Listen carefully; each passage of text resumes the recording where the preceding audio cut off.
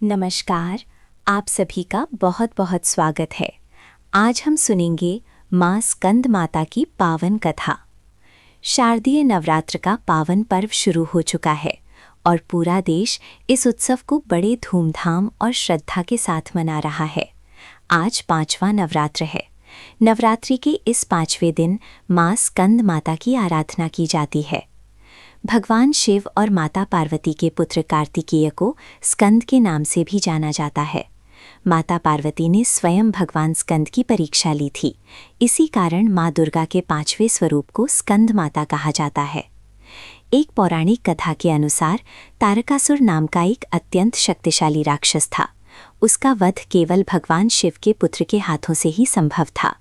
तब माँ पार्वती ने अपने पुत्र स्कंद यानी कार्तिकेय को युद्ध के लिए तैयार करने हेतु स्कंद माता का रूप धारण किया।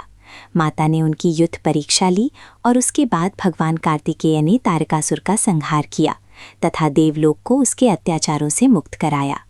स्कंद माता हिमालय राज की पुत्री पार्वती का ही स्वरूप है।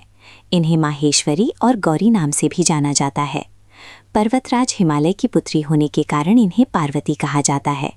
महादेव की अर्धांगिनी होने के कारण इनका नाम माहेश्वरी पड़ा और अपने गौर वर्ण के कारण इन्हें गौरी कहा जाता है। माता को अपने पुत्र से असीम प्रेम है। यही कारण है कि माता को अपने पुत्र के नाम से पुकारा जाना अत्यंत प्रिय लगता है। मान्यता है कि स्कंद माता की कथा पढ़ने या सुनने वाले भक्तों को माता संतान सुख, सुख समृद्धि और संपत्ति का आशीर्वाद प्रदान करती हैं। अब बात करते हैं माता के स्वरूप की। भगवान स्कंद बाल रूप में माता की गोद में विराजमान हैं। माता की 4 भुजाएं हैं। उन्होंने अपने दोनों हाथों में कमल के पुष्प धारण किए हुए हैं। दाईं तरफ ऊपर वाली भुजा से वे अपने पुत्र स्कंद को गोद में संभाले हुए हैं और नीचे वाली भुजा में कमल का पुष्प है। बाईं तरफ ऊपर वाली भुजा वर मुद्रा में है और नीचे वाली भुजा में भी कमल पुष्प सुशोभित है। माता का वर्ण अत्यंत शुभ और दीप्तिमान है।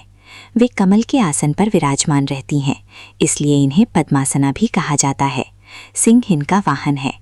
ये देवी विद्वानों और सेवकों को पैदा करने वाली शक्ति हैं, अर्थात चेतना का निर्माण करने वाली देवी हैं।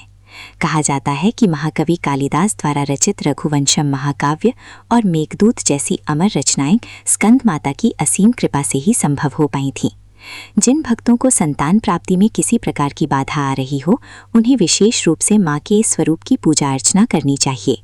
आदि शक्ति का ये स्वरूप संतान प्राप्ति की कामना को पूर्ण करने वाला माना गया है। स्कंद माता की पूजा में भगवान कार्तिकेय कुमार का होना आवश्यक माना जाता है। माता को भोग के रूप में केला अर्पित करना शुभ होता है। माँ को पीली वस्तुएं अत्यंत प्रिय हैं, इसलिए केसर डालकर खीर का भोग लगाएं और पूर्ण भक्तिभाव से माता का पूजन करें। माता की कृपा से घर में सुख, शांति और समृद्धि का वास होता है। या देवी सर्वभूतेषु माँ स्कंद माता रूपेण संस्थिता। नमस्तस्यै नमस्तस्यै नमस्तस्यै नमो नमः। आप जानते हैं नवरात्रि के 5वें दिन की पूजा विधि। सबसे पहले प्रातःकाल स्नान करके स्वच्छ वस्त्र धारण करें। पूजा स्थान पर चौकी पर स्कंद माता की तस्वीर या प्रतिमा स्थापित करें। प्रतिमा का गंगाजल से शुद्धिकरण करें। एक कलश में जल लेकर उसमें कुछ सिक्के डालें और उसे चौकी पर स्थापित करें। इसके बाद स्कंद माता को रोली, कुमकुम अर्पित करें और नैवेद्य चढ़ाएं।